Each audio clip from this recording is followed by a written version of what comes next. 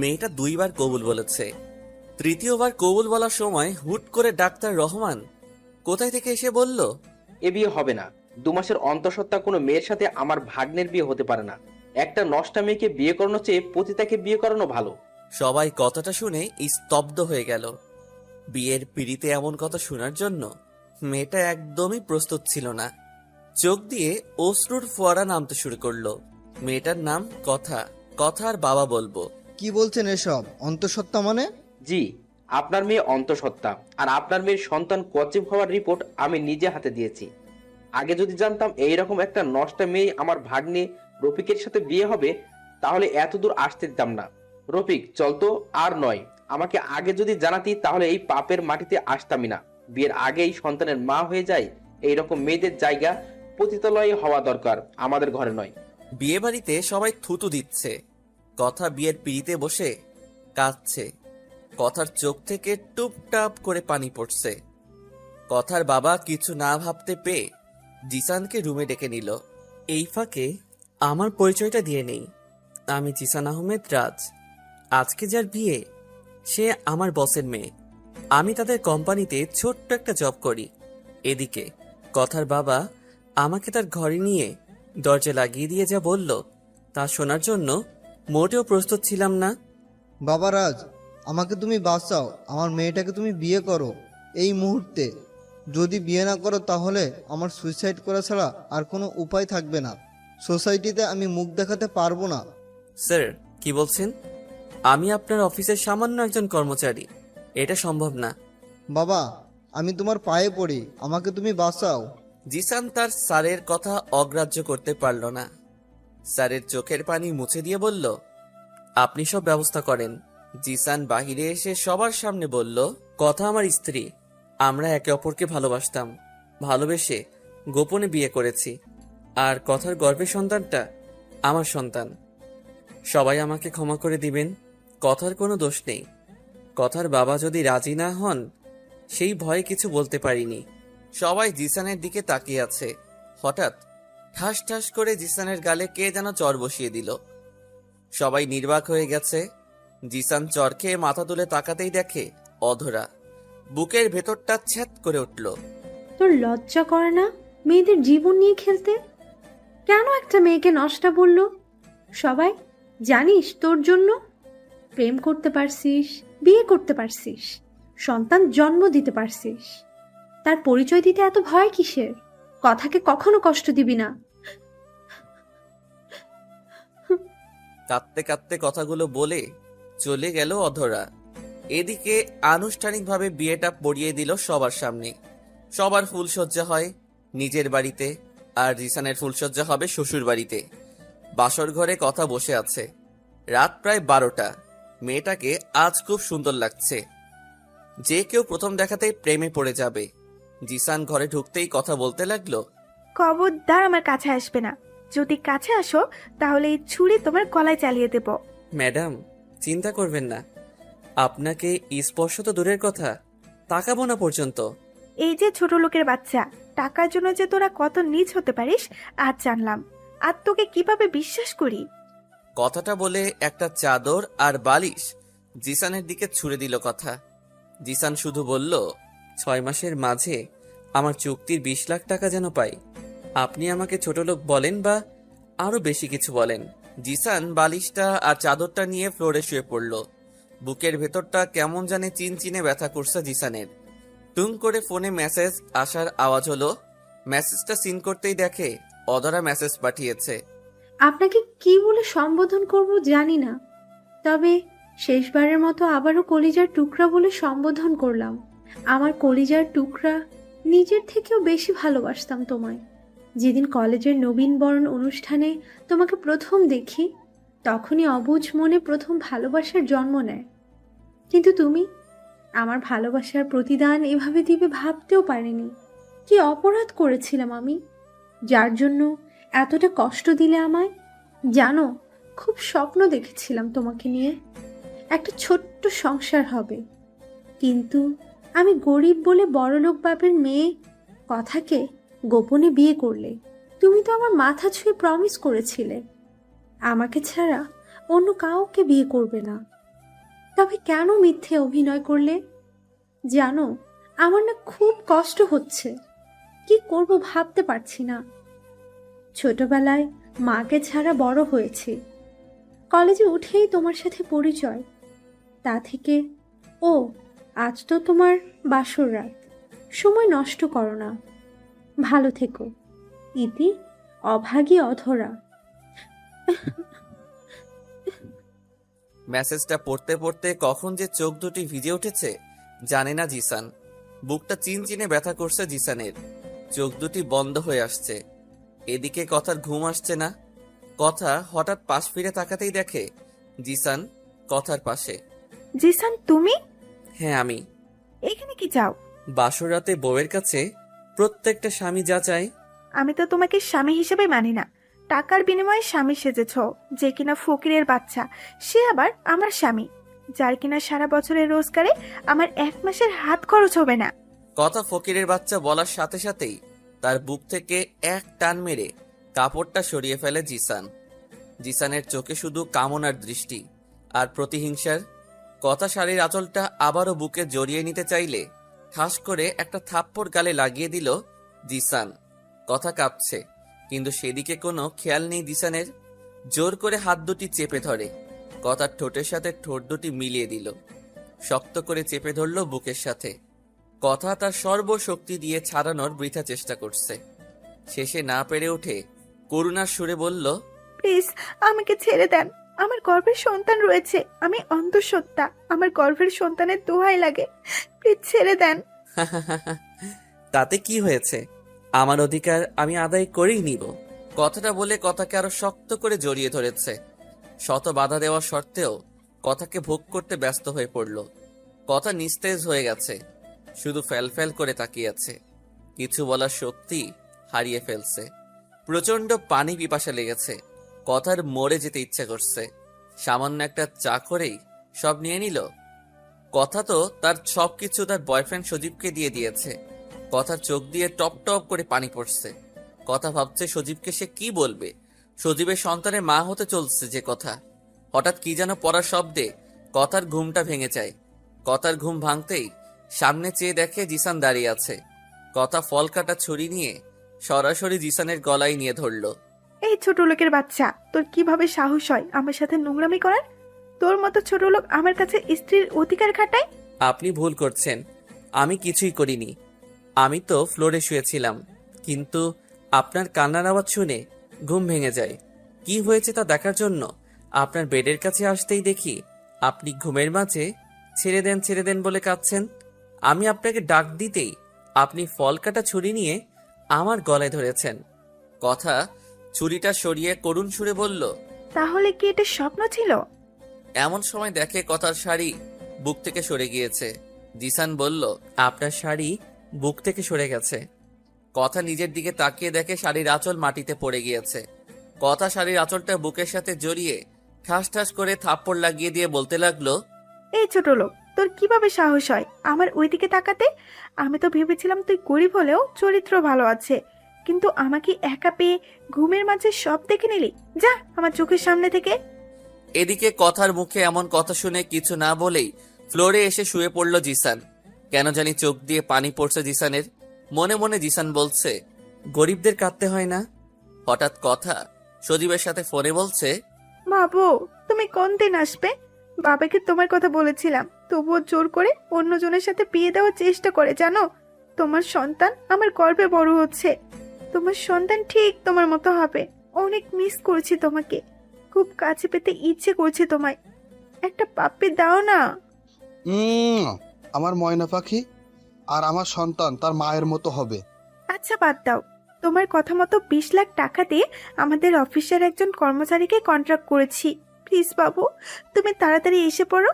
আমি আর একসাথে নিচে থাকতে পারছি না। ছোট লোকদের সাথে থাকতে কেমন লাগে, বাবাটাও কেমন। প্লিজ ময়না পাখি, টেনশন করো না। ব্যবসার কাজ শেষ করতে করতে 3 মাস লাগবে। 3 মাস পরেই এসে পড়বো। আমার জান পাখি। আচ্ছা, এখন রাখি। কথাগুলো শুনে মনে হচ্ছে যে লোকটার সাথে কথা বলল সজীবই কথার বয়ফ্রেন্ড, আর তারই সন্তান কথার গর্ভে। জ্বরের দাগে দুগাল লাল হয়ে গেছে। খুব মনে পড়ছে অধরার কথা। মনে হচ্ছে এখন যদি অধরাকে শক্ত করে জড়িয়ে ধরে কাঁদতে পারত জিসান।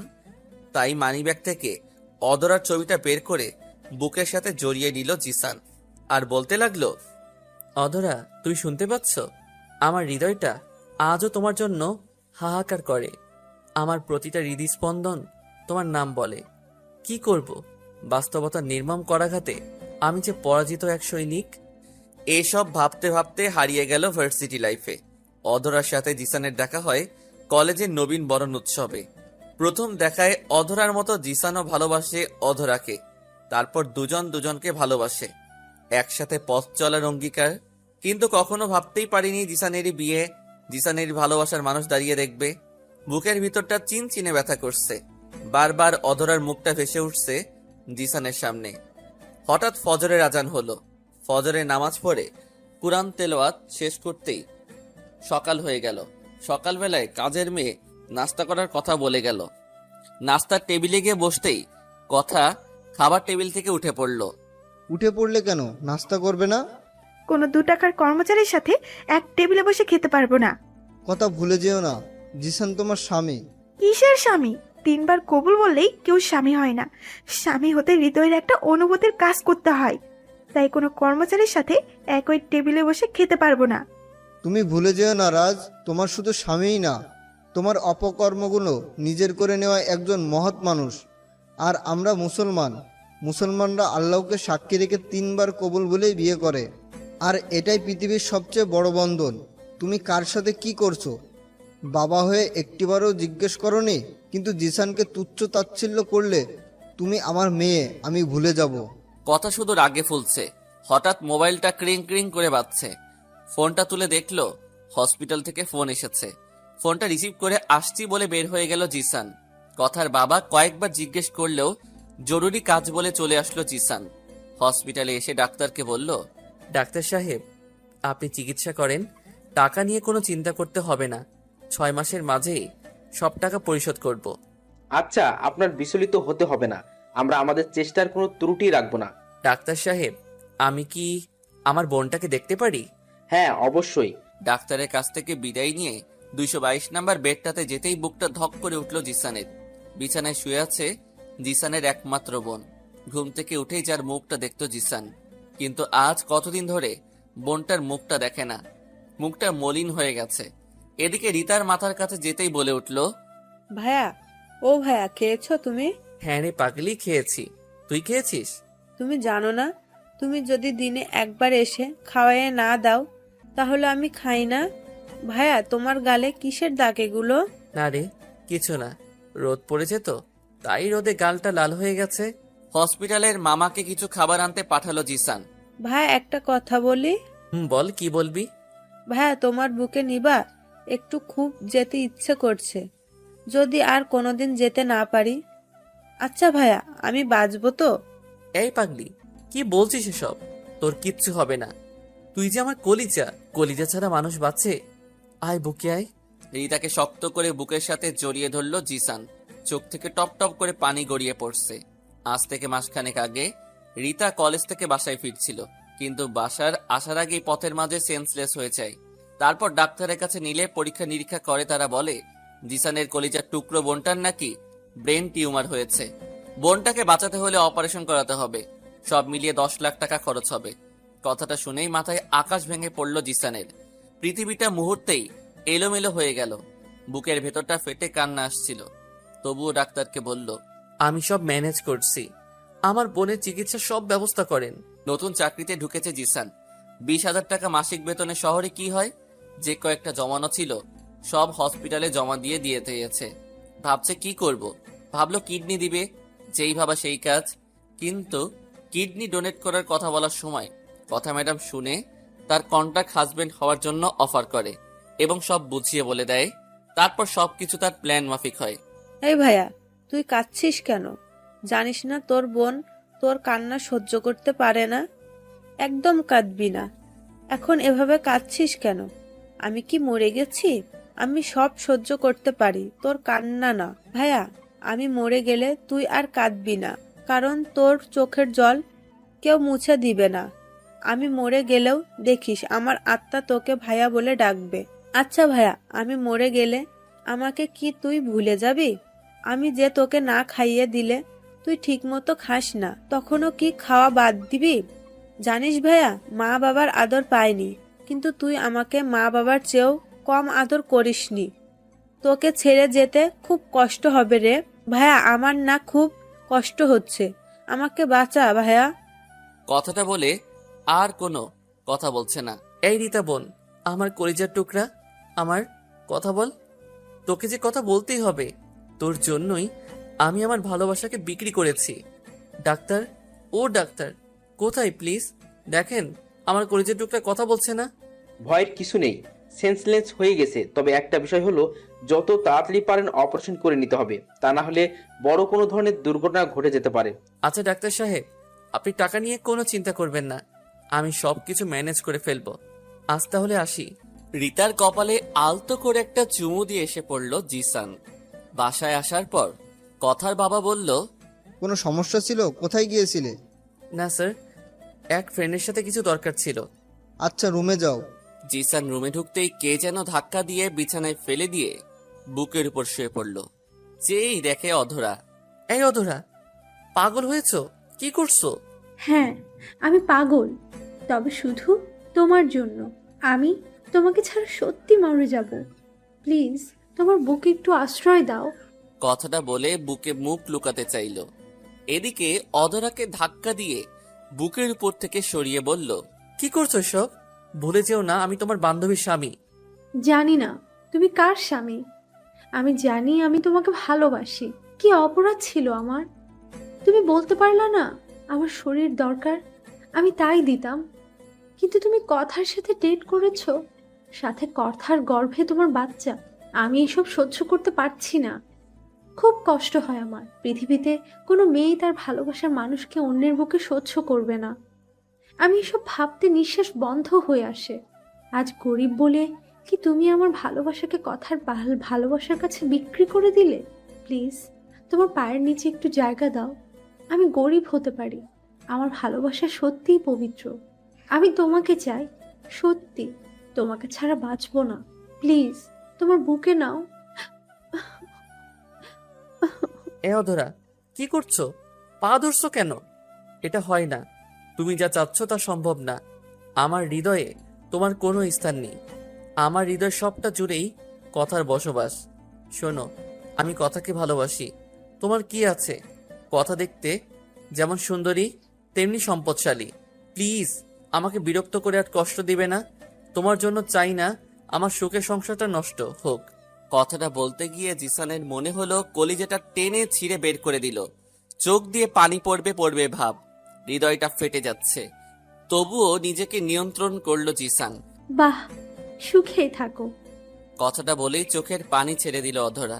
জানো জিশান, আমি কখনোই ভাবতে পারিনি তুমি আমার সাথে ভালোবাসা নিয়ে এমন ঘৃণ্য অভিনয় করবে। আমার ভালোবাসায় তো কোনো খাত ছিল না, ছিল না কোনো স্বার্থপরতা। হঠাৎ কথা আসতেই বলল, কথা, জিশান আমার স্বামী। কি বলছো এসব অধরা? হ্যাঁ, আমি যা বলছি সব সত্য বলছি। পৃথিবীতে কেউ নিজের স্বামীর পরিচয় দিতে সংকোচ বোধ করে না। আমি মিথ্যা বলিনি। প্লিজ অধরা, এভাবে মিথ্যা বলো না। কেন মিথ্যা বলছো? আমি আমার ন্যায্য পাওয়ার জন্য বলেছি। আকাশ বাতাসকে সাক্ষী রেখে তুমি আমার বিয়ে করেছো। তুমি না বলেছো যতই ঝড় তুফান আসুক কখনো আমায় ছেড়ে যাবে না। কিন্তু কেন করলে এসব? তুমি জানো না কতটা আমায় ভালোবাসো। অধরা প্লিজ চলে যাও, আমার একটা সম্মান আছে এই বাড়িতে। আমি তোমাকে না নিয়ে যাব না। কথা আমি সব সত্যি বলছি, বিশ্বাস করো। কথা প্লিজ বিশ্বাস করো, অধরা সব মিথ্যা বলছে। তুমি চুপ করো, আমি অধরাকে চিনি। অধরা আমার ছোটবেলার ফ্রেন্ড।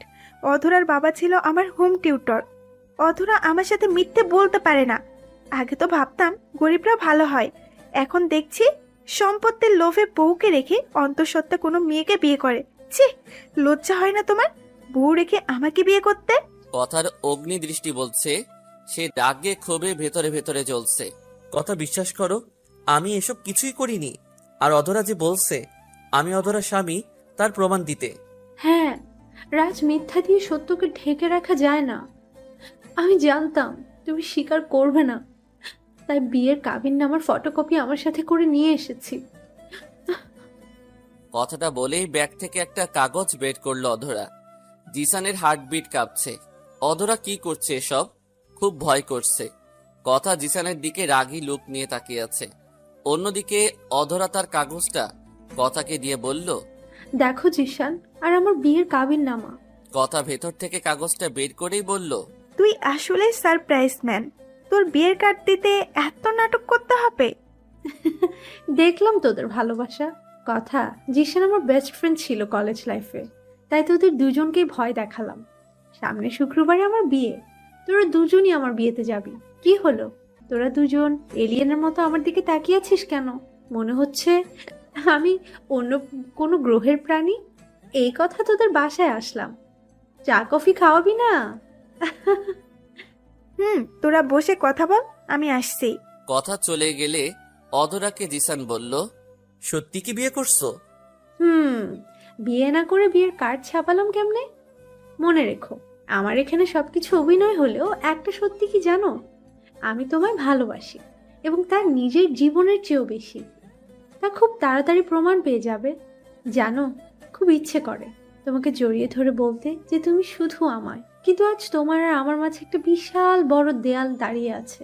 ভালো থেকো, কখনো আমার জন্য কষ্ট পেও না। তোমার থেকে দূরে গেলেও আত্মাটা তোমার পিছু ছাড়বে না। অধরার কথা শুনে চোখ থেকে টপ টপ করে পানি পড়ছে। হৃদয়ে রক্তক্ষরণ হচ্ছে জিসানের। কষ্টে দম বন্ধ হয়ে আসছে। মন চাচ্ছে অধরাকে শক্ত করে বুকের সাথে জড়িয়ে ধরে বলি, তুমি শুধু আমার, আমার পুরোটা হৃদয় জুড়েই তোমার বসবাস। কিন্তু বাস্তবতার কাছে আজ আমি নির্বিকার। চোখের জল মুছাই যে আমার একান্ত কর্তব্য। নিজের কলিজার টুকরাকে এতটা কষ্ট দিলাম। অধরার মুখের দিকে তাকানোর শক্তি জিসানের নেই। কাজলগুলো চোখের পানির সাথে লেপটে গেছে। কথা চা করে নিয়ে আসলে চা খেয়ে অধরা আবারও বলল, জিশান, আপনি আর কথা অবশ্যই আসবেন। কথা, তুই আর তোর হাজবেন্ডকে ছাড়া আমি কিন্তু কবুল বলতাম না। কথাটা শুনে বুকটা ছ্যাত করে উঠল জিসানের। অধরা চলে গেল। সেদিন রাতে আর ঘুম হলো না জিসানের। অধরার কথা বারে বারে মনে পড়ছে। অধরার ছবিটা বুকে জড়িয়ে রেখেছে জিসান। অন্যদিকে কথা তার বয়ফ্রেন্ড সজীবের সাথে কথা বলছে। কি আজব দুনিয়া, মনটা কেমন ছটফট করছে। এদিকে দেখতে দেখতে অধরার বিয়ের দিন এসে গেল। কথা আমাকে রেখেই চলে গেল। যাওয়ার সময় বলে গেল, কোনো 2 টাকার ছোট লোককে আমার সাথে নিয়ে যায় না। এদিকে বিয়ে বাড়িতে পা দেওয়ার সাথে সাথেই বুকটা চিনচিনে ব্যথা করছে। আজ অধরাকে একদম নীলপরীর মতো লাগছে। খুব সুন্দর লাগছে। কাজল করা টানা টানা চোখ যেন জিসানের ডাকছে। অধরা জিসানের দিকে চেয়ে আছে। তার চোখ বলছে, জিশান, আমি তোমাকে ভালোবাসি, সত্যি তোমাকেই লাগবে আমার। কিন্তু আমি যে আমার ভালোবাসাকে নীরবে বুকের মাঝে দাফন করে ফেলেছি।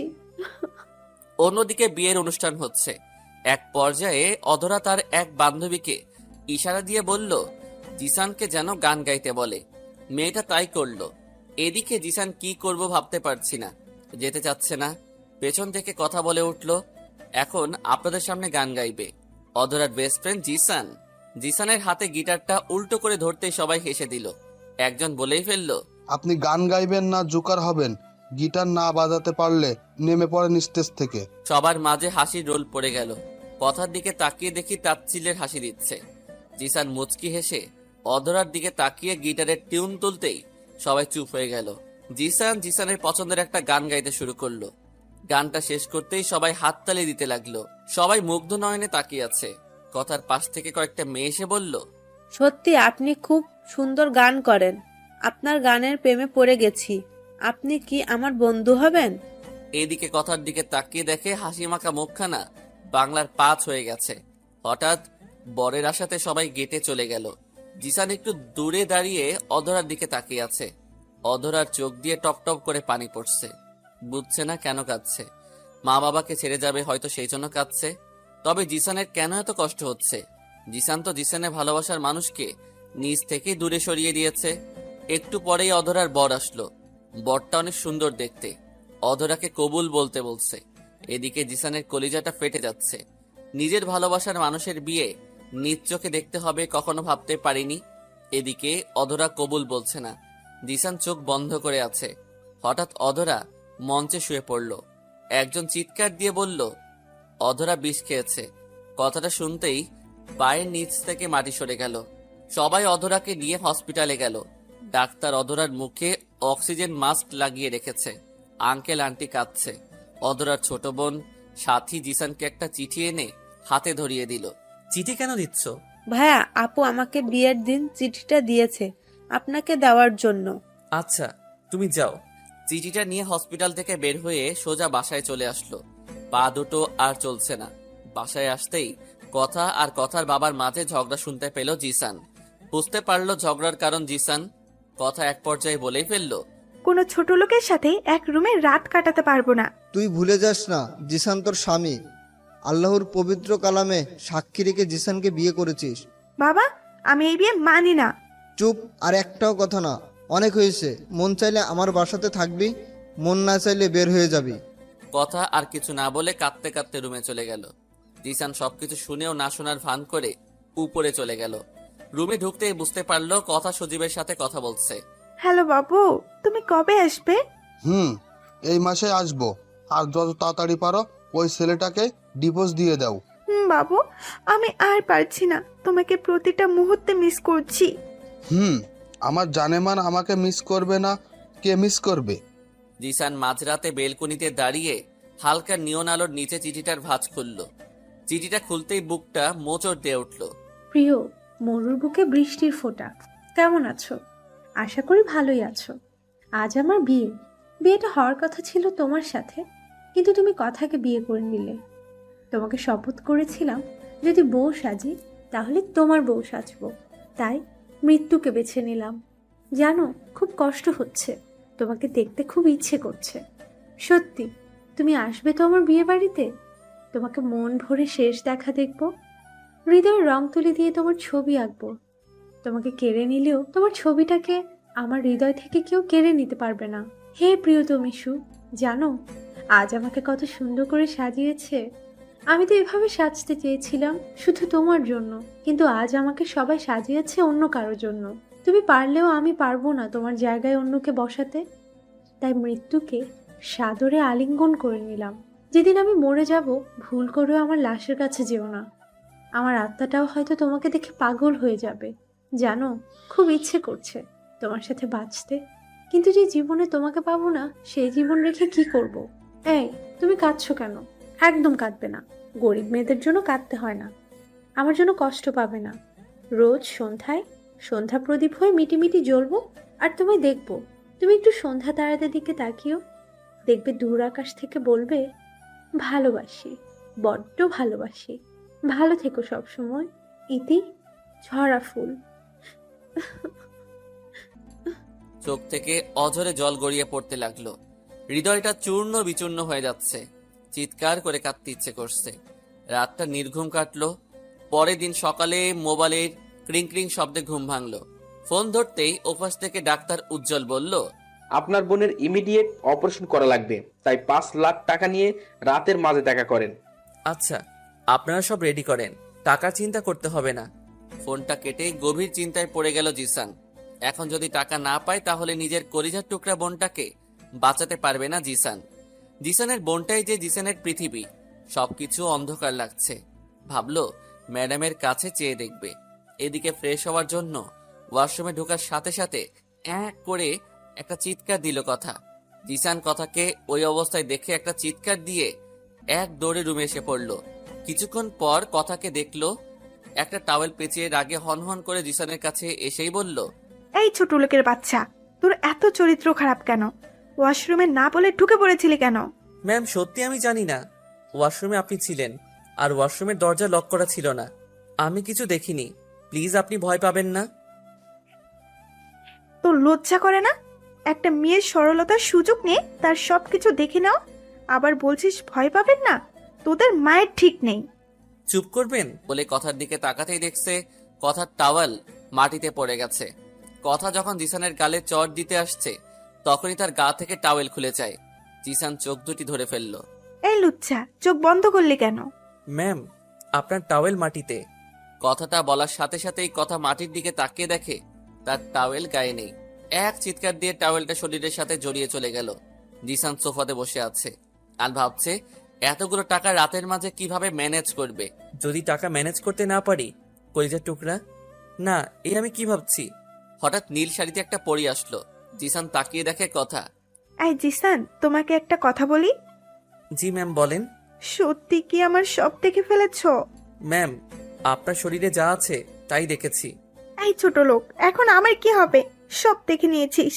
আমি তো ভাবছিলাম গরিব হলেও তুই সবার মতো না। ম্যাম ভয় পাবেন না, আপনি যা ভাবছেন তার কিছুই হয়নি। আর ইসলামিক দৃষ্টিতে আপনি আমার স্ত্রী। চুপ করবি? কবুল বললেই বউ হওয়া যায় না। ম্যাডাম একটা কথা বলার ছিল। বল। ম্যাম আমার 5 লাখ টাকা লাগবে আজকেই। জানতাম তোদের মতো মানুষদের টাকা ছাড়া আর কোনো কথা থাকে না।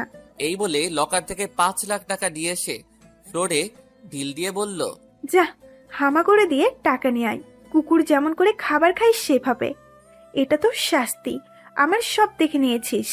কি হলো, ফ্যাল ফ্যাল করে তাকিয়ে আছিস কেন? ঠাস করে ফ্লোরে বসে পড়ল জিসান। টাকাগুলো যখন নিল তখন কথার মুখে দেখে তাচ্ছিল্যের হাসি। জিসান জানে না ধনীরা গরিবদের সাথে এমন করে কেন। চোখের পানি লুকিয়ে রেখেছে। টাকাগুলো নিয়ে হসপিটালের পেট করলো। বাসায় আসার আগে অদরাকে দেখতে গেল। অদরার বেডে যাওয়ার আগেই বুকটা কেঁপে উঠল। মুখে অক্সিজেন মাস্ক লাগানো, মায়াবী মুখটা কেমন মলিন হয়ে গেছে। চাঁদ মাখা মুখটা অমাবস্যার অন্ধকারে ঢাকা পড়ে গেছে। কত অজস্র স্মৃতি ভেসে উঠছে চোখের পাতায়। কত স্বপ্ন দেখেছিল অদরাকে নিয়ে। আল্লাহ কোন খেলা খেলছে জিসানের সাথে। চোখের পানি মুছে চলে আসলো বাসায়। বাসায় আসতে দেখতে পেল কথা ফোনে কথা বলছে। সত্যি তুমি দেশে আসছো? আমার ময়না পাখির জন্য যে আমার আসতেই হবে। আমি যে ময়না পাখিকে বড্ড বেশি ভালোবাসি। জানো, তোমাকে খুব কাছে পেতে ইচ্ছে করছে। খুব মিস করছি তোমায়। তুমি কি ছোট লোকটাকে ডিভোর্স দিয়ে ফেলেছো? না, বাবাকে ম্যানেজ করে দিয়ে দেবো। তুমি টেনশন করো না। তুমি তাড়াতাড়ি আসো। এখন রাখি ময়না পাখি। কথা শেষ হলে রুমে ঢুকতেই কথা বলল, আমাকে ডিভোর্স দিবে কয়েক মাসের মাঝেই। জিসান কথাটা শুনে মনে মনে বলল, বিয়ে শাদী এদের কাছে খেলনা মনে হয়। কি কথা কানে গিয়েছে? তোর কথা মতো কন্ট্রাক্টের টাকা দিয়েছি। ডিভোর্সের সাথে সাথে বাকি টাকাটাও পেয়ে যাবি। তবে সত্য হলো, বাবা যেন না জানতে পারে আমি ডিভোর্স দিতে বলেছি তোমায়। জি আচ্ছা। পরের দিন কথাকে দেখলো সাজুগুজু করে বের হচ্ছে। কাজের মেয়েকে বলল কথা পার্টিতে যাচ্ছে। বাধা দিতে চেয়েও পারল না। কথা সন্ধ্যায় বের হয়ে গেলে হসপিটালে চলে গেল। রিতাকে দেখার জন্য মনটা ব্যাকুল হয়ে যাচ্ছে। বাসা থেকে বের হয়ে সিএনজি করে হসপিটালে চলে গেল। ভাইয়া কেমন আছো তুমি? অনেক ভালো আছি। তোর মতো লক্ষ্মী একটা বোন যার আছে সে কি খারাপ থাকতে পারে? কথাটা বলে রিতার কপালে আলতো করে চুমু এঁকে দিয়ে কথাটা বলল জিসান। এই রিতা, কাঁদছিস কেন? ভাইয়া তুমি এত ভালোবাসো কেন আমায়? জন্মের পর মা বাবাকে দেখিনি, বাবা মায়ের আদর পাইনি কখনো, কিন্তু তুমি কখনো বাবা মায়ের অভাব বুঝতে দাওনি। ভাইয়া আমার মনে হয় আমি বাঁচবো না। ভাইয়া আমি মরে গেলে আমার কি ভুলে যাবে? চুপ করবি পাগলি। তুই মরে গেলে আমি বাঁচবো কার জন্যে? তুই যে আমার বেঁচে থাকার একমাত্র অবলম্বন। আমার লক্ষ্মী বোন আমার। তোর কিছুই হবে না। তুই আমায় ছেড়ে কোথাও যাবি না। আজ তাহলে আসি। আসার সময় আবারও কথার কপালে চুমু এঁকে দিল জিসান। হসপিটাল থেকে বের হয়ে ঘড়ির দিকে তাকিয়ে দেখতে পেল রাত 12টা বাজে। একটা সিএনজি করে বাসায় ফিরছে। সিএনজিটা মাঝ রাস্তায় এসে নষ্ট হয়ে যায়। সেজন্য বাধ্য হয়ে পায়ে হেঁটে আসতে হচ্ছে। রাত প্রায় 1টা। দূরে একটা গাড়ি স্ট্যান্ড করানো। গাড়িটা কাছে যেতেই রাস্তায় সাইডে চিপা গলিতে মেয়েলি কণ্ঠে চিৎকার শোনা যাচ্ছে। বিষয়টা কি তা দেখার জন্য আর একটু সামনে যেতেই শুনতে পেল, আমাকে ছেড়ে দাও প্লিজ, আমাকে নষ্ট করো না। চিৎকার শুনে বুঝতে বাকি রইল না কাউকে জোর করে অসভ্যতামি করতে চাচ্ছে। কণ্ঠটা খুব পরিচিত মনে হচ্ছে। জিসান কিছু না ভেবেই রাস্তায় পাশে একটা লাঠি পেল। লাঠিটা নিয়ে যেখান থেকে চিৎকারের শব্দ হচ্ছে সেখানে গিয়ে দেখতে পেল 3জন ছেলে। দেখে বোঝা যাচ্ছে নেশাখোর। একটা মেয়েকে জোর করে ধর্ষণ করতে চাচ্ছে। এদিকে মেয়েটার গা থেকে শাড়িটা টান মেরে খুলে ঢিল মারল। শাড়িটা জিসানের মুখে এসে পড়ল। শাড়িটা মুখ থেকে সরিয়ে বলল জিসান, কি হচ্ছে এখানে? কি হচ্ছে তা তোকে দেখতে হবে না। যেখানে যেতে চাচ্ছিলি সেখানে যা, নইলে ছুরি দিয়ে গলা নামিয়ে দিব। আমি তো এখানে আসছিলাম। কথাটা বলে যে ছেলেটা মেয়েটার উপর সেটাকে লাঠি দিয়ে বাড়ি দিতেই পাশ থেকে একটা ছেলে পকেট থেকে বের করা একটা চাকু দিয়ে বাম হাতে পোঁচ দিল জিসানের। ফিলকি দিয়ে রক্ত পড়ছে। জিসান লাগাতার লাঠি দিয়ে বাড়ি দিতে লাগলো। তিনটা ছেলেই ভয় পেয়ে চলে গেল। মেয়েটার কাছে শাড়িটা দিতে গিয়ে চমকে উঠল জিসান। তুমি? কান্না করছে, কোনো কথা বলছে না। শাড়িটা হাতে দিয়ে বলল, পরে নাও। কথা শাড়িটা হাতে দিয়ে বুকে জড়িয়ে নিল। ধন্যবাদ। আজ তুমি না থাকলে জানোয়ারের বাচ্চাগুলো আমাকে যে কি করতো। ধন্যবাদ গরিবদের দিতে হয় না। আপনি এদের খপ্পরে পড়লেন কেন? কথা কিছু বলার আগে মাথা ঘুরিয়ে পড়ে যেতে লাগলো। জিসান কথাকে ধরে ফেললো। এই প্রথম কথার শরীরের স্পর্শ পেল জিসান। কথাকে নিয়ে গাড়িতে বসিয়ে বাসায় নিয়ে আসলো। এদিকে কথার বাবা ব্যবসায়ী কাজে দেশের বাইরে গিয়েছে। কথা অচেতন রুমে নিয়ে শুয়ে দিল। কি অপরূপ লাগছে মেয়েটাকে। মনে হচ্ছে একদম নিষ্পাপ। চোখের উপর চুলগুলো পড়ে আছে। সরিয়ে দিতে গিয়েও পারল না কোথাও, যেন বাধা পেল জিসান। হঠাৎ কথা মিটিমিটি করে চোখ খুলল। বিছানা থেকে উঠতে চাচ্ছে। জিসানের অনিচ্ছা সত্ত্বেও কথাকে সোজা করে বসালো। বসানোর সাথে সাথে কথা বমি করে দিল। বমি কথা শরীরে গিয়ে পড়ল। জিসান কি করবে ভাবতে পারছে না। কথার শাড়িটা চেঞ্জ করতে হবে, তাই পাশের রুম থেকে কাজের মেয়েকে ডেকে নিয়ে শাড়িটা চেঞ্জ করিয়ে দিল। শাড়ি চেঞ্জ করার পর কথার কাছে গিয়ে বসলো জিসান। কাছে যেতেই কথা জিসানকে জড়িয়ে ধরলো। কি করছেন, ছাড়েন বলছি। না, আজ ছাড়বো না। তুমি আজ আমায় আদর করবে। এই সুইসাইড কেমনে করে? জড়িয়ে ধরে এসব বলছে কথা, আর মুখ থেকে বিশ্রী গন্ধ বের হচ্ছে। মনে হচ্ছে ড্রিঙ্কস করেছে। মনে মনে ভাবছে যদি কোনো অঘটন ঘটিয়ে ফেলে। এই জন্য কথার সাথে অনিচ্ছা সত্ত্বেও শুয়ে পড়ল জিসান। কথা শক্ত করে জড়িয়ে ধরে আছে জিসানকে। জিসান মনে মনে ঠিক করলো কথা ঘুমিয়ে গেলে রুম থেকে চলে যাবে, কিন্তু কখন যে ঘুমিয়ে গেছি খেয়াল নেই। সকালবেলা কথার ঘুম ভাঙতেই দেখে জিসান তাকে জড়িয়ে ধরে আছে। কথার পায়ের রক্ত মাথায় উঠে গেছে। শরীরের দিকে তাকাতেই দেখে পার্টিতে যে শাড়ি পরে আছে সেই শাড়ি গায়ে নেই। তার মানে ছোট লোকটা আজ রাতে আমার সাথে অসভ্যতামি করেছে। এই ওঠ বিছানা থেকে। কি হয়েছে? যেই দেখতে পেল কথা অগ্নিমূর্তি হয়ে দাঁড়িয়ে আছে। কি হয়েছে তা বলার আগে বল, তুই আমার বেডে কেন? ম্যাডাম, কাল রাতে আপনি তো আমাকে থাকতে বলেছেন। মিথ্যে বলার জায়গা পাস না। আমার শাড়ি কে চেঞ্জ করেছে? জিসান চুপ করে দাঁড়িয়ে আছে। এই ছোট লোক, তোকে তো ভালো মনে করেছিলাম, কিন্তু কাল তুই আমার সাথে ছি। কথাগুলো বলে ঠাস ঠাস করে থাপ্পড় বসিয়ে দিল কথা। এই তুই আমার চোখের সামনে থেকে বের হয়ে যা। জিসান রুম থেকে বের হয়ে গেল।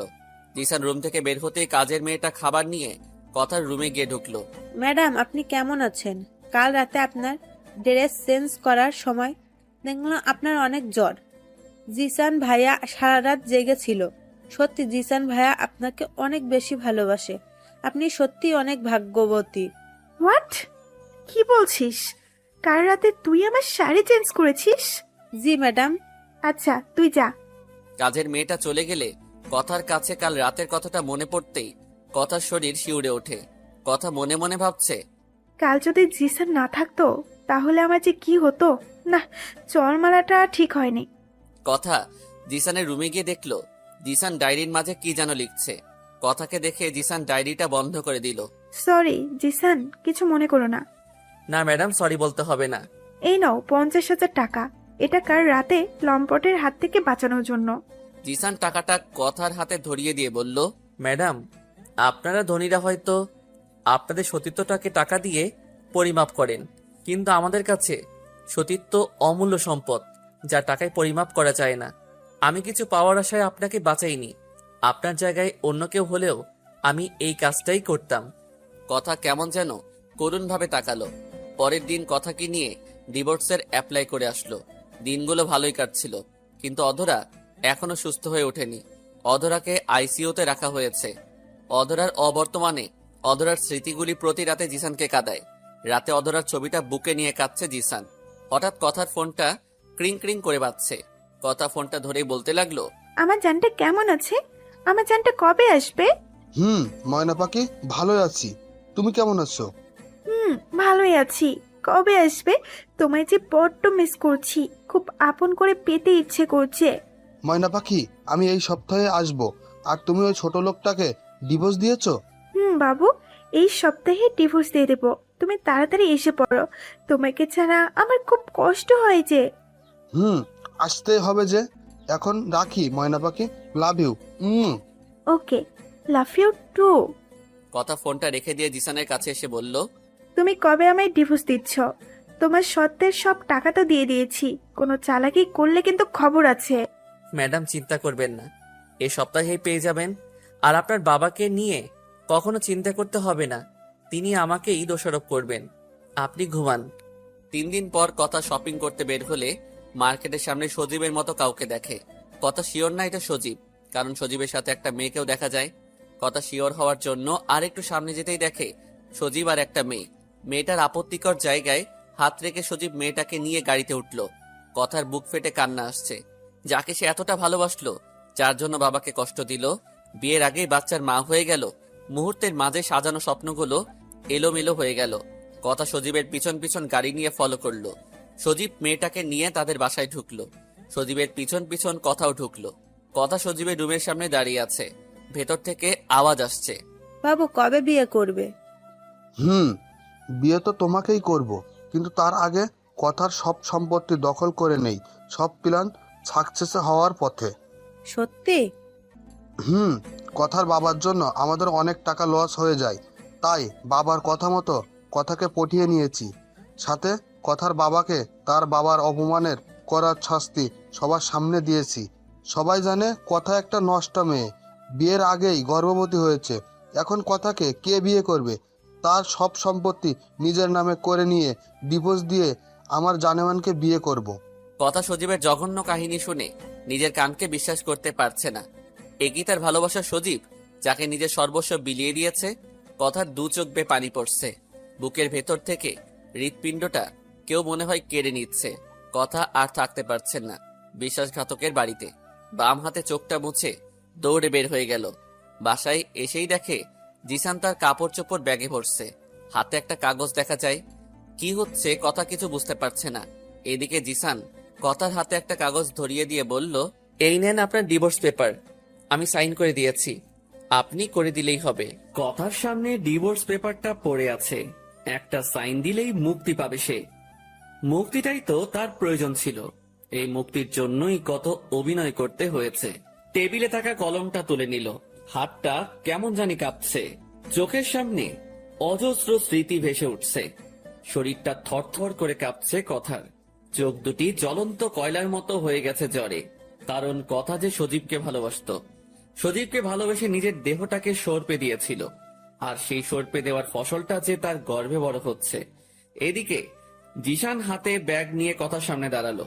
মন চাচ্ছে জিসানকে থেকে যেতে বলতে, কিন্তু সেটা তো কথা ছিল না। জিসানের সাথে যা কন্ট্যাক্ট ছিল তাই তো হবে। জিসান কথার হাতে একটা চাবি ধরিয়ে দিয়ে যখনই রুমের দরজা অতিক্রান্ত করবে, তখনই পিছন থেকে কিছু ধপ করে পড়ে যাওয়ার শব্দে পিছন দিকে তাকালো। পিছন দিকে তাকাতেই দেখতে পেল কথা ফ্লোরে পড়ে গেছে। মাথা ফেটে রক্ত গড়িয়ে পড়ছে। তাড়াতাড়ি করে অ্যাম্বুলেন্স ডেকে কথাকে হসপিটালে নিয়ে গেল জিসান। ডাক্তার কথার রুম থেকে বের হয়ে জিসানকে বলল, রোগী আপনার কি হয়? জিসানের অনিচ্ছা সত্ত্বেও বলে ফেলল, কথা আমার স্ত্রী। ও, আল্লাহর কাছে শুকরিয়া আদায় করেন, গর্ভের সন্তানের কোনো ক্ষতি হয়নি। ওনার গায়ে তো প্রচুর জ্বর, আপনি আগে খেয়াল করেননি? আমি বাসায় ছিলাম না। ও আচ্ছা, তবে শুনুন, 3 দিন হাসপাতালে থাকতে হবে। 3 দিন পর মোটামুটি সুস্থ হয়ে যাবে। কথার বেডে বসে আছে জিসান। কখন যে ঘুমিয়ে গেছে খেয়াল নেই। হঠাৎ কারো ধাক্কা খেয়ে সজাগ পেয়ে দেখে কথার বুকে। জিসানকে কথার বুকে দেখে কথা ধাক্কা দিয়ে উঠিয়ে গালে ঠাস ঠাস করে চর বসিয়ে দিল।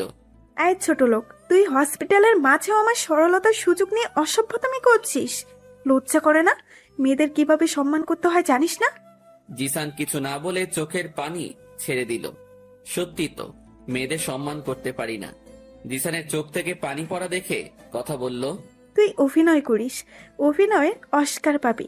এক থাপ্পড়ে যেভাবে কাঁদছিস মনে হয় বোন মারা গেছে। কথাটা শুনে প্রচন্ড রাগ হলো।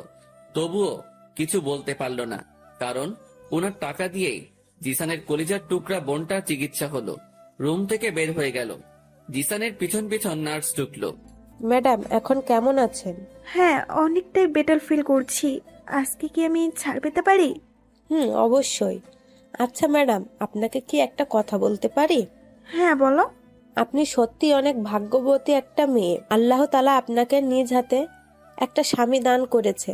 জানেন আপনি যে 3টা দিন হসপিটালে ছিলেন, একটা দিনও সে আপনার পাশ থেকে দূরে যায়নি।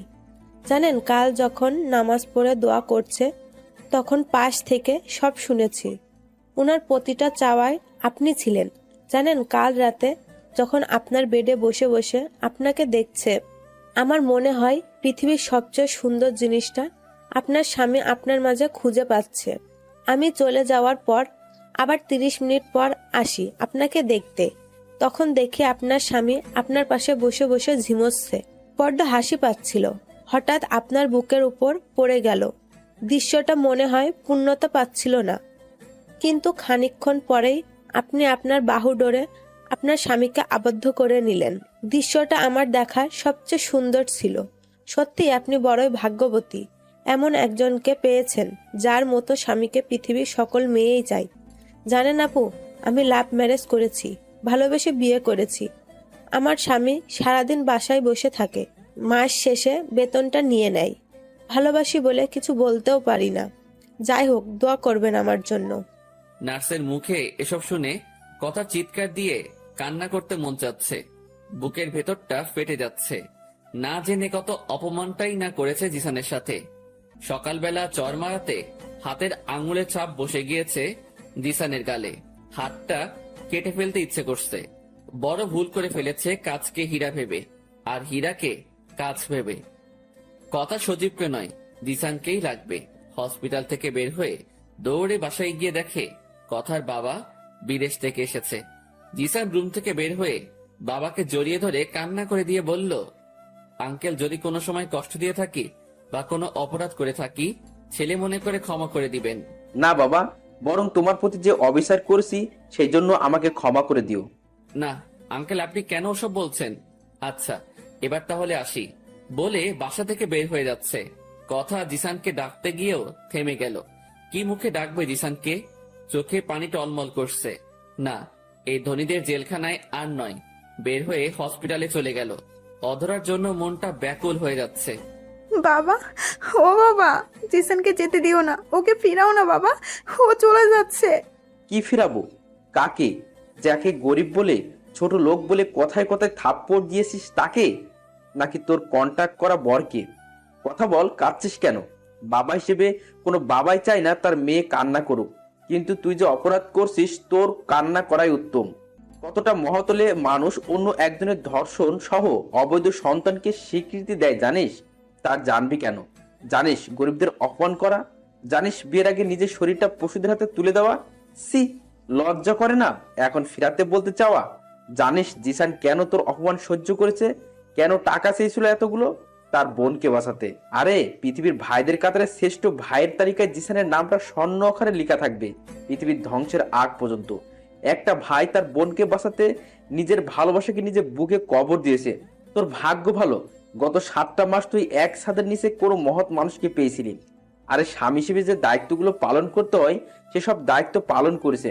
তোর অসুস্থের সময় যে মানুষটা দুটো চোখের পাতা এক করেনি তাকে তুই শুধু কষ্টই দিয়েছিস। আমি বিদেশ থাকলেও তোর প্রতিটা কর্মকাণ্ডের খবর রেখেছি। বাবা, আমি তোমার পায়ে পড়ি, প্লিজ আর এসব বলো না, আমি আর শুনতে পাচ্ছি না।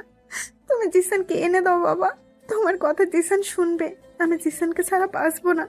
সত্যি বাবা, আমার স্বামীকে ছাড়া আমি মরেই যাব। সারা জীবন ওর পায়ের নিচেই পড়ে থাকবো। তুমি এনে দাও বাবা। কথাটা বলে টেবিলে থাকা ডিভোর্স পেপারটা ছিঁড়ে ফেললো কথা। কথার বাবা কি বলবো কিছু বুঝতে পারছে না, তাই কথাকে বলল, তুই জিসানের কাছে গিয়ে তোর ভালোবাসা আদায় করে নে। কথা দারোয়ান জিজ্ঞেস করে জানতে পারলো জিসান হসপিটালে গিয়েছে।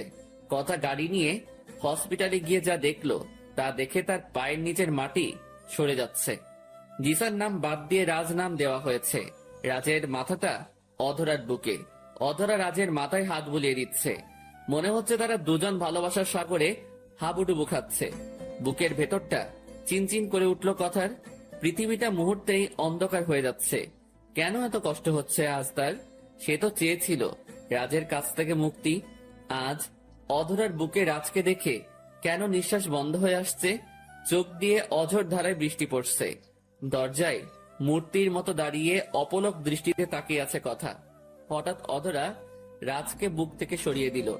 রাজ অধরার হঠাৎ এমন পরিবর্তন দেখে আকস্মিক হতভম্ব হলো। মনে মনে ভাবলো অধরা মনে হয় রাজের সাথে অভিমান করেছে। তার অভিমান ভাঙানোর জন্য অধরার কপালে আলতো করে ভালোবাসার স্পর্শ এঁকে দিতে গেল। মুখটা যখন অধরা কপালের কাছাকাছি, তখন গালে ঠাস ঠাস করে থাপ্পড় বসিয়ে দিল অধরা। থাপ্পড়টা এতই জোরে ছিল যে ঠোঁট কেটে রক্ত বের হতে লাগলো। ডান হাতখানা মুখের সাথে লাগিয়ে বাম হাতখানা দিয়ে চোখের পানি মুছতে লাগলো। যাকে নিজের কলিজাতে আশ্রয় দিয়েছে, আজ সেই মানুষটাই রাজের কলিজাতে আঘাত করলো। অধরার থাপ্পড়টা রাজের ঠোঁটে নয়, রাজের কলিজাতে লেগেছিল।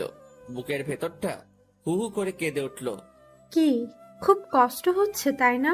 তোকে দুটো থাপ্পড় দিয়েছি, পারলে তোকে খুন করতাম। জানিস, তোকে ভালোবেসে আমার জীবনের সবচেয়ে বড় ভুল করেছিলাম। তোর জন্য কলেজের কোনো একটা ছেলের সাথে কথা বলিনি, তুই কষ্ট পাবি বলে। কিন্তু তুই আমার ভালোবাসাকে অপমান করে ধনের দুলালি কথাকে বিয়ে করে নিলি। তুই কিভাবে ভাবলি তোকে ক্ষমা করে দিব? তোকে ক্ষমা করলে যে সকল পবিত্র ভালোবাসাকে অপমান করা হবে। তোকে কেন বুকে নিয়েছিলাম জানিস? জানিস না, বড্ড বেশি ভালোবাসতাম। তাই যখন জ্ঞান ফিরে তখনই তোকে দেখতে পাই। হয়তো তোকে বুকে না নিলে মরেই যেতাম। বুকের ভেতরটা ভালোবাসার আগুনে পুড়ে ছারখার হয়ে যাচ্ছিল। তাই তোকে বুকে নিয়ে বুকটাকে শান্ত করলাম। কিন্তু পরক্ষণে মনে হলো কোনো এক প্রতারককে বুকে নিয়েছি। বুকে নিয়েছি নিরহ ভালোবাসাকে গলা টিপে হত্যা করা কাউকে, যে আমারই বান্ধবীর সাথে অশ্লীল কাজ করে বিয়ে করে। ছি, লজ্জা হচ্ছে তোকে বুকে নিয়েছিলাম। অধরা প্লিজ বিশ্বাস করো, আমার হৃদয়ে শুধু তোমার নাম। আমার সারাটা হৃদয় জুড়েই তুমি আছো। প্লিজ আমার কথাটা শোনো, আমাকে তাড়িয়ে দিও না। চুপ ছোট লোকের বাচ্চা, আর একটাও কথা না। তোকে যদি পারতাম এখনই আমি খুন করতাম। তুই আমার সামনে আসলে মরা মুখ দেখবি আমার। আমি তোকে ঘৃণা করি। তোর ওই পাপী মুখটা দ্বিতীয়বার দেখার আগে যেন আমার মরণ হয়। তবুও ভালোবাসা নিয়ে কোনো প্রতারকের মুখ আমি দেখতে চাই না, যে কিনা নিজের ভালোবাসাকে টাকার লোভে ছেড়ে চলে যায়। আমি এই মাসেই বাবার পছন্দ করা ছেলের কাছে বিয়ে করব।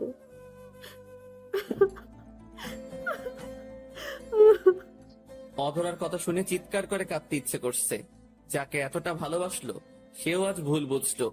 রুমের বাহির থেকে কথা সব শুনছে। কথার খুব কষ্ট হচ্ছে, সে মনে স্থির করে নিল সবকিছু বলে দিবে। আমি রুম থেকে বের হতেই কথাকে দেখে অবাক হলাম। ম্যাডাম, আপনি হসপিটালে কেন? আমার স্বামীর কাছে। কে আপনার স্বামী? 3 বার কবুল বলে আল্লাহকে সাক্ষী রেখে যাকে বিয়ে করেছি সে আমার স্বামী। ম্যাডাম, ভুল করছেন। কবুল বললেই তো কারো স্ত্রী হওয়া যায় না। আপনি তো নিজেই বলেছেন। সেটা ভুল বলেছি, আমাকে ক্ষমা করে দাও। পায়ে পড়ে গিয়েছে সবার সামনে। হসপিটালে সবাই সার্কাস দেখার মতো তাকিয়ে আছে। এই কি করছেন? আপনার মান সম্মান সব ধুলোয় মিশে যাবে তো ম্যাডাম। উঠেন। গরিবদের কাছে ক্ষমা চাইতে হয় না, তারা সবকিছু দুঃস্বপ্ন ভেবে ভুলে যায়। ক্ষমা তো আপনাকে তখনই করে দিয়েছি যখন ক্ষমা চেয়েছেন। আমি জানি তুমি সত্যি অনেক মহান। জানো, তোমার আর অধরার সব কিছু শুনেছি। আমি চাই না অধরা ভুল ধারণা নিয়ে বেঁচে থাকুক। আমি অধরাকে সব বলে দেব। ম্যাডাম, আমার কসম, ওকে কিছু বলবেন না। ওই অন্যকে বিয়ে করে সুখী হতে চেয়েছে। এর চেয়ে আনন্দের কথা আমার কাছে কি হতে পারে? আমি না হয় কষ্টই পাই। কথাটা বলে হসপিটাল থেকে সরাসরি বাসায় চলে এলাম। বাসায় গেট খুলতেই পিছনে দেখি কথা ব্যাগপত্র নিয়ে দাঁড়িয়ে আছে।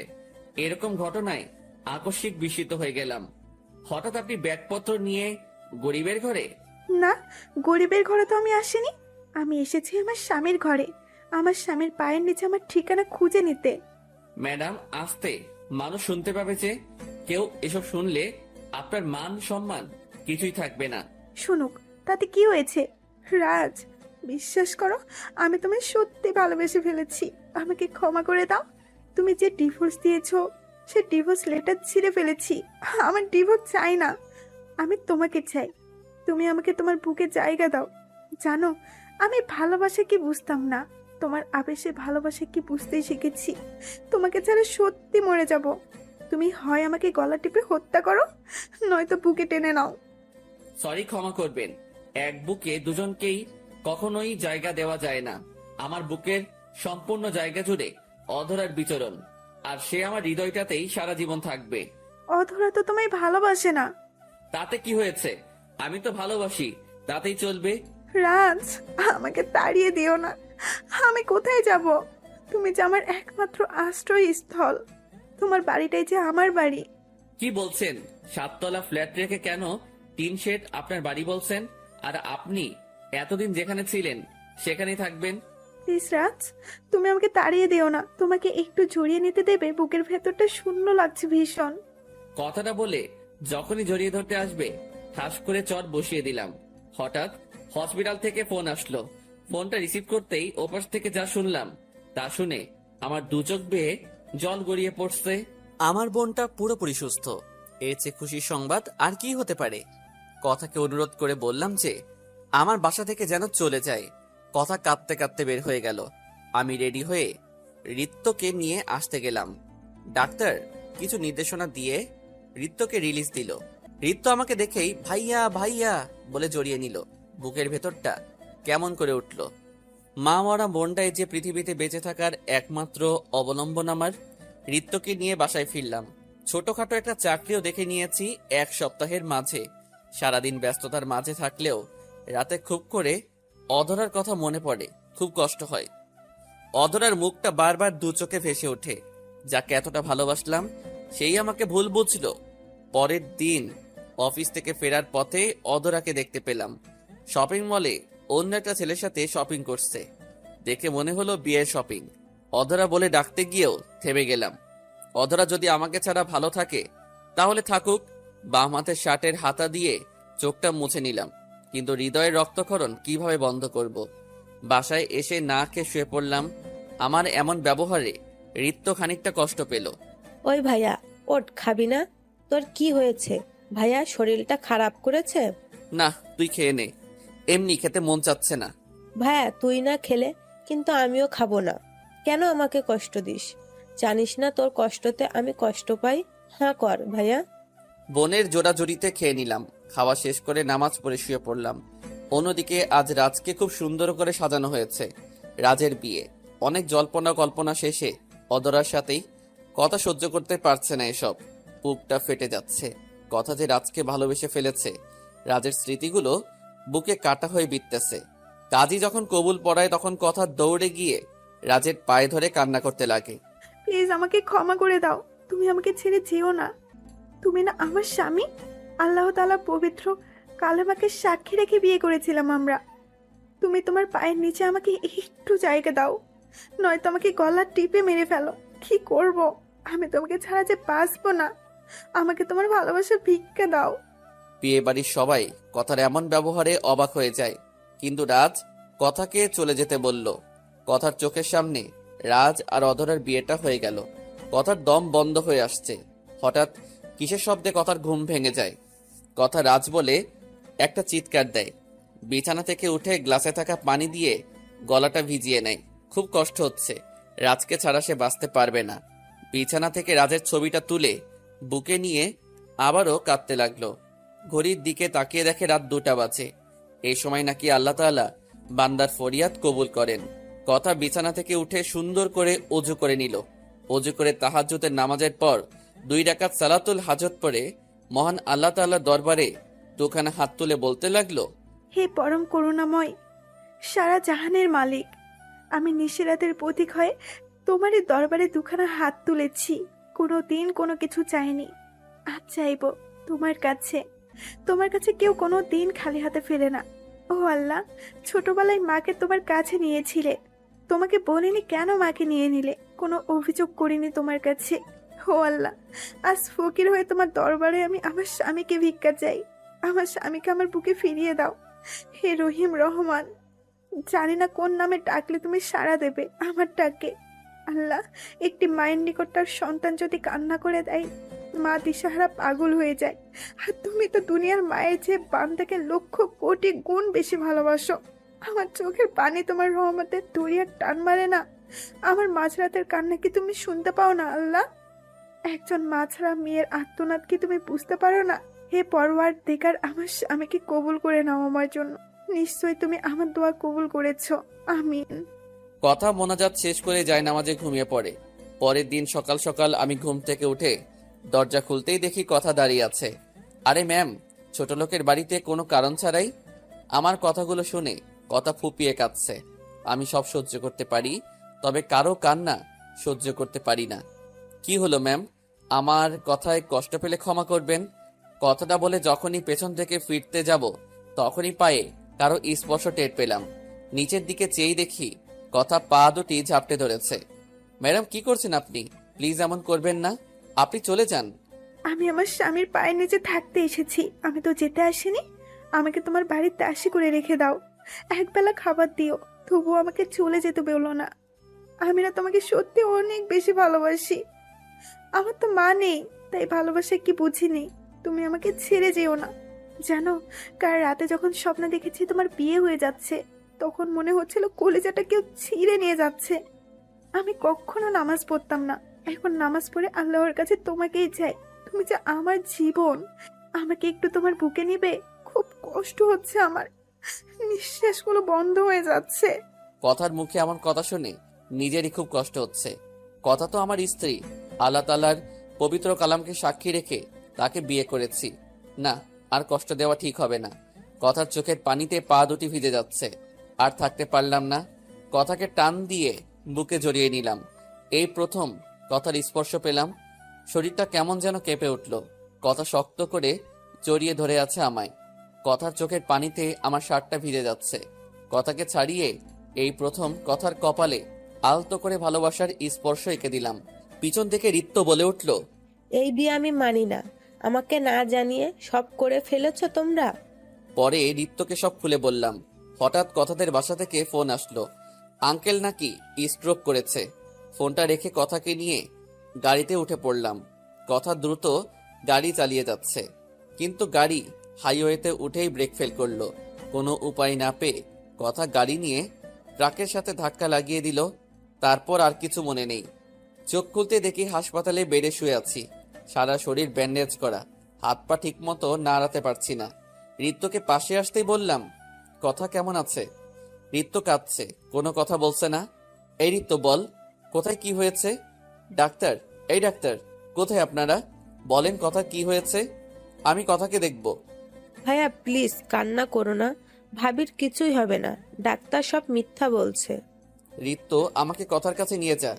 রিত্ত ডাক্তারকে বলে কথার কাছে আমাকে নিয়ে গেল। আমি কথার কাছে গিয়েই চমকে উঠলাম। এ কি অবস্থা হয়েছে ওর? খুব কষ্ট হচ্ছে ওকে দেখে। মুখটা থেতলে গেছে, মনে হচ্ছে চাঁদের মুখে গ্রহণ লেগেছে। বুকের ভেতরটা কেমন কেমন করছে। চোখ দিয়ে অজস্র অশ্রুকণা বের হয়ে গড়িয়ে পড়ছে। হুইল চেয়ারে করে কথার কাছে গিয়ে বসলাম। কথার মাথায় আলতো করে হাত রাখতেই কথা মিটি করে তারাদের মতো চোখ খুলল। কথার চোখ খোলার সাথে সাথেই কথার চোখে পানি দেখতে পেলাম। রাজ, আমার না খুব কষ্ট হচ্ছিল। মরার আগে তোমায় দেখতে পারবো তো? চুপ, এমন কথা বলো না। তুমি না বলেছো আমায় ছেড়ে কোথাও যাবে না? কোথাও যাব না। আমি মরে গেলেও আমার আত্মাটা তোমার সাথেই থাকবে। তোমাকে যে বড্ড বেশি ভালোবাসি। তোমারই আবেশে আমি যে প্রকৃত ভালোবাসা বুঝতে পেরেছি। রাজ, তুমি আমায় একটু বুকে নেবে? খুব যেতে ইচ্ছে করছে তোমার বুকে। কথার মাথাটা বুকে জড়িয়ে নিলাম। কথার চোখের পানিতে বুক ভেজে যাচ্ছে। ওগো, তুমি আমায় ক্ষমা করে দিও। স্ত্রীর অধিকার তোমায় কখনোই দেইনি। জানো, তোমাকে খুব করে আপন করতে ইচ্ছে করছে। রাজ, আমার কপালে একটা চুমু দিবে? এই পাগলি, ক্ষমা কেন চাচ্ছ? রাজ, আমার না খুব কষ্ট হচ্ছে। উপরে আল্লাহ তাআলার কাছে দেখা হলে তোমাকেই আমি চাইবো। আমাকে শক্ত করে জড়িয়ে ধরো। তোমাকে ছেড়ে যেতে ইচ্ছে করছে না আমার, খুব কষ্ট হচ্ছে। রাজ, কিছু দেখতে পাচ্ছি না, আমার খুব কষ্ট হচ্ছে। মনে হচ্ছে আমার শরীরের চামড়াগুলো কেউ ছাড়িয়ে নিচ্ছে। রাজ, আমি বাঁচতে চাই, তোমার সাথে বাঁচতে চাই। কথাটা বলে আর কোনো কথা বলছে না। এই কথা কি হলো? কথা বলো, তোমার কিছুই হতে দিব না। কথা প্লিজ, কথা বলো। ডাক্তার এসে কথাকে দেখে বলল, সরি, সে আর ফিরবে না। বুকটা ফেটে চৌচির হয়ে গেল, মাথাটা ঝিমঝিম করছে। তারপর আর কিছু মনে নেই। জ্ঞান ফিরে দেখি বাসায় শুয়ে আছি। রিত্তকে কথার কথা জানতে চাইলে দূরে একটা কবর দেখিয়ে দিয়ে বলল, ভাইয়া ওই যে ওখানে কথা ভাবি অভিমান করে ঘুমিয়ে আছে। রিত্তের মুখে কথাটা শুনে বুকের ভেতরটা মোচড় দিয়ে উঠল। আস্তে আস্তে কবরের দিকে এগিয়ে যাচ্ছি। পা দুটো চলছে না, বুকের ভিতরটা চিনচিনে ব্যথা করছে। কবরের পাশে গিয়ে অনেকক্ষণ কাঁদলাম। পাশ থেকে মনে হচ্ছে কেউ বলছে, কেন কাঁদছো এভাবে? আর কেঁদো না, তুমি কাঁদলে যে আমার খুব কষ্ট হয়। ঋতু জোর করে কবরের পাশ থেকে বাসায় নিয়ে আসলো। কথার স্মৃতি নিয়েই বেঁচে আছি। দিনগুলি ভালোই কাটছিল। এত কিছুর মাঝেও অধরার কথা মনে পড়তো, কারণ অধরা ছিল আমার প্রথম ভালোবাসা। তাকে নিয়ে সাজিয়েছিলাম আমার পৃথিবী। এখনো তার কাজল কালো হরিণীর মতো মুখটা আমার স্মৃতিপটে ভেসে ওঠে। দুপুরে শুয়ে শুয়ে ডায়েরি লিখছি, হঠাৎ কলিং বেল বেজে উঠল। ডায়েরিটা রেখে দরজাটা খুলে দরজা থেকে দুহাত দূরে সরে আসলাম, কারণ অধরাকে এভাবে দেখতে পাবো ভাবতে পারিনি। কি হলো, ভেতরে আসতে বলবেন না? হ্যাঁ আসেন। এই নেন আমার বিয়ের কার্ড। ছেলে প্রশাসনে বিসিএস নিয়ে এসেছে। অধরার মুখে অধরার বিয়ের কথাটা শুনে বুকের ভেতর আবারও মোচড় দিয়ে উঠল। চোখের পানি লুকিয়ে মুচকি হেসে বললাম, হ্যাঁ যাব। অনেক খুশি হয়েছি। তোমার স্বামী সমাজে একজন প্রতিষ্ঠিত ব্যক্তি। তোমার মতো নয়।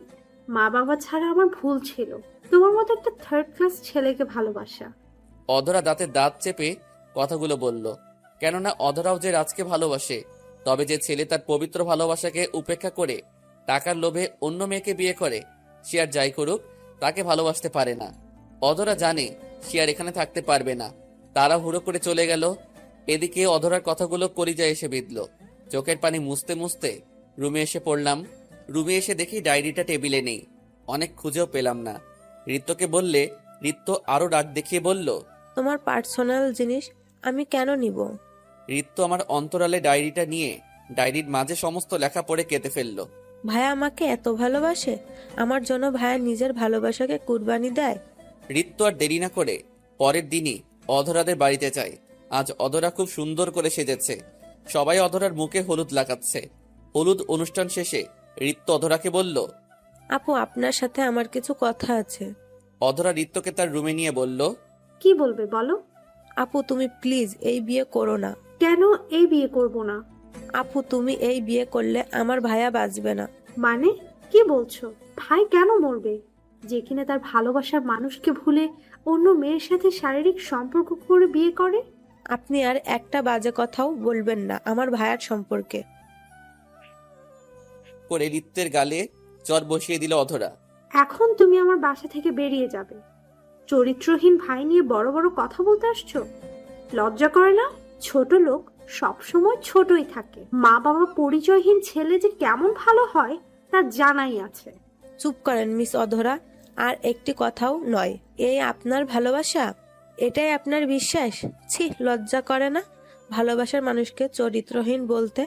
আর আমার ভাইয়া খারাপ আমি জানি, তবুও আমি বলবো আমার ভাইয়া দুনিয়ার সকল ভাইয়াদের সেরা। কারণ যে নিজের বোনকে বাঁচাতে নিজের ভালোবাসাকে নিজের বুকে দাফন করে দেয়। আমি এর জন্য আমার ভাইয়াকে নিয়ে গর্ববোধ করি। যে ভাই হাসি মুখে অন্য একটা ছেলের অবৈধ সন্তানকে নিজের সন্তান বলে পরিচয় দেয়, আমি সে ভাইয়ের বোন। যে ভাই বোনের জীবন বাঁচাতে কুকুরের মতো হামাগুড়ি দিয়ে টাকা নেয়। আপনার ভাগ্য ভালো, আপনার বাবা মা হয়তো কোনো ভালো কাজ করেছিল, যার জন্য আমার ভাইয়ার মতো মানুষ আপনাকে ভালোবেসেছে। আপনি যাকে চরিত্রহীন বলছেন, সেই লোকটাই আপনার বান্ধবীকে বিয়ে করে তার বাবার সম্মান রক্ষা করেছে। কারণ তার গর্ভে যে সন্তান ছিল সেটা ভাইয়ার না, ছিল রাফির। আর আপনি আমার ফেরেস্তার মতো ভাইকে চরিত্রহীন বলছেন। আপনার জন্য শুয়ে রাত কাটিয়েছেন, তাকে বলছেন চরিত্রহীন? যে মানুষটা আপনার ছবি বুকে নিয়ে কাঁদতো, তাকে আজ বলছেন মা বাবার পরিচয়হীন ছেলে? ছি, এতটা নিয়ে যে আপনার মনোমানসিকতা। আমি চাই না আপনার মিথ্যা ভালোবাসা নিয়ে আমার ভাইয়ার জীবনে আসেন। আমি ভুল করেছি আপনার কাছে এসে, তবে কথাগুলো বলার ছিল বলে গেলাম।